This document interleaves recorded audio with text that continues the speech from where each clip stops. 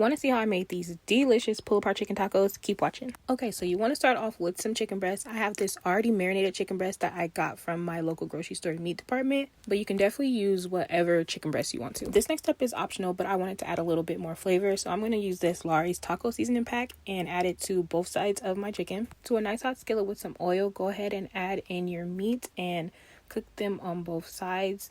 This meat is on the thin side, so it is going to cook pretty quick, but once it's done, take it out the skillet and we're going to set it to the side to cool before we shred it.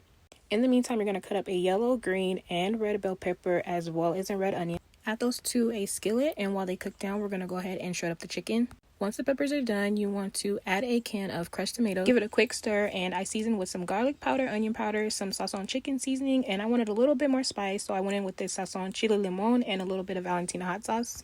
After that, we're going to add our chicken back into the pan, and then we're going to let this simmer on low while we make a quick dipping sauce. You're going to need a blender, and then to a small bowl, add some sour cream. You're going to need a can of chipotle peppers and adobo sauce. Take your peppers and put them into the blender, add some water. You can add as much or as little as you want depending on how thick you want your sauce. Blend until smooth and then pour it into your sour cream. Mix it up until it's all combined. I added just a little bit more water and a sprinkle of salt. I gave it a taste test and it was perfect. Now that your chicken is done, you want to go ahead and grab your tortillas. I'm using flour.